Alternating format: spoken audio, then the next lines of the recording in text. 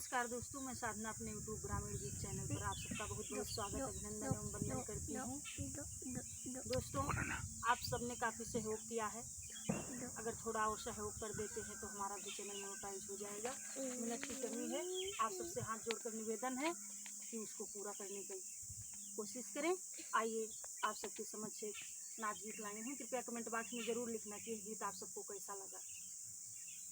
कोठा पर के मान जर गए भाले जर गए ना नदी, कोठा पर के मान जर गए भाले जर गए ना नदी,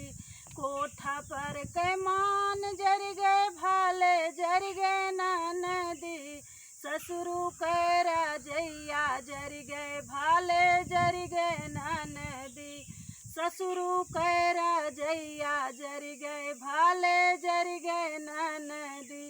रात दिन कई ओढ़ब छूट गए भाले छूट गए ना नदी,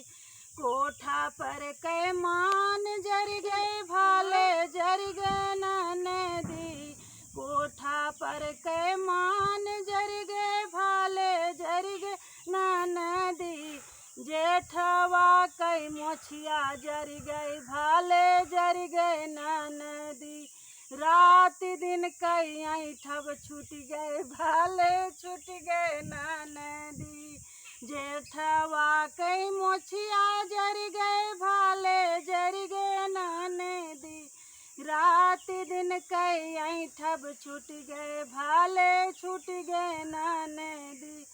कोठा पर के मान जर गए भाले जर गए ना नदी, देवारा के घड़िया जर गए भाले जर गए ना नदी, देवारा के घड़िया जर गए भाले जर गए ना नदी, हर दम कैसनवा छूट गए भाले छूट गए ना नदी,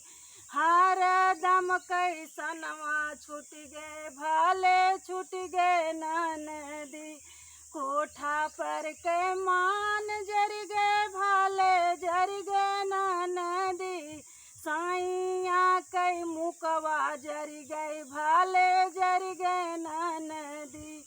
पियावा के मुकवा जर गए भाले जर गए ना नदी, रात दिन कई मारब छूट गए भाले छूट गए ना नदी, रात दिन कई मारब छूट गए भाले छूट गए ना नदी,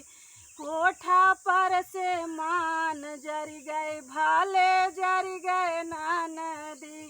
कोठा पर से मान जर गए भाले जर गए ना नदी, साइया कई मुकवा जर गए भाले जर गए ना नदी, रात दिन के मारब छूट गए भाले छूट गए ना नदी।